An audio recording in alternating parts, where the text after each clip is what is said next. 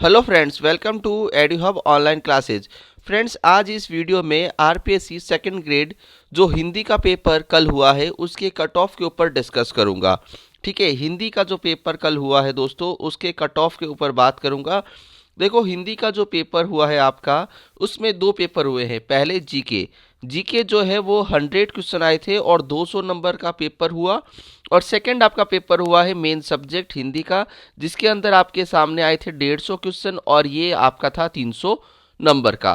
तो टोटल जो है दोस्तों 500 नंबर का पेपर आपने कल दिया है। ठीक है, आपने कल कितने नंबर का पेपर दिया है? 500 नंबर का पेपर आपने दिया है। अब मैं इसमें कट ऑफ के ऊपर डिस्कस करूंगा कि आपकी जो कट ऑफ है वो क्या रह सकती है और कितनी रह सकती है, या आपका सेफ स्कोर है वो क्या रह सकता है। ठीक है फ्रेंड्स, तो अब बहुत ही ध्यान से पूरा वीडियो एंड तक देखिएगा। देखो फ्रेंड्स, सबसे ज़्यादा जो फॉर्म भरे गए हैं वो है एसएसटी के अंदर और सेकंड नंबर पर है हिंदी के अंदर। हिंदी के अंदर क्या है? 232, एक सीट पर 232 स्टूडेंट्स का कंपटीशन है। ठीक है, लेकिन अब इसमें से ये भी आप मान के चलो कि जो पेपर देने आए हैं वो जो है 70% ही पेपर देने आए हैं, तो वैसे भी आपका यहाँ पे परसेंटेज कम हो गया।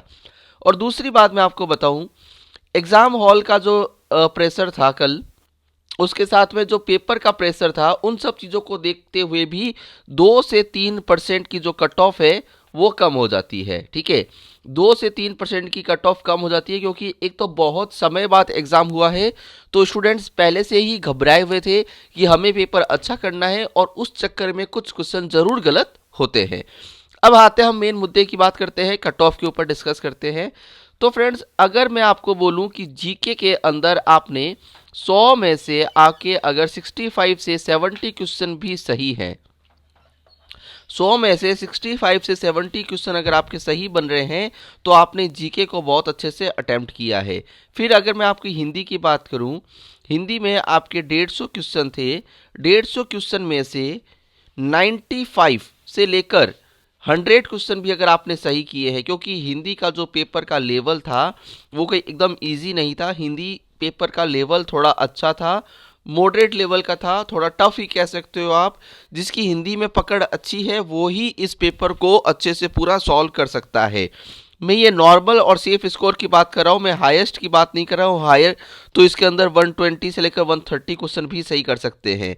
मैं उनकी बात कर रहा हूँ जो एक नॉर्मल सेफ स्कोर है, कट ऑफ रहेगा।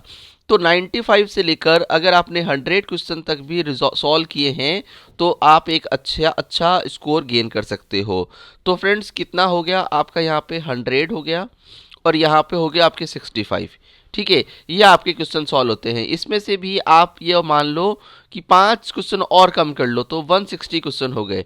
160 क्वेश्चन को मल्टीप्लाई कराओगे तो 320, 320, 330, 330 अगर आपने स्कोर किया है, 330। सेफ स्कोर की बात करूं तो 310 से लेकर 350 तक अगर आपका स्कोर है तो आप एकदम सेफ हो। आपका जो है इसके अंदर कॉल आ जाएगा आपके पास में। 310 से लेकर 350, 310 नंबर से लेकर 350 नंबर तक अगर आपने गेन किया है, तो आप एक सेफ जोन के अंदर है अभी।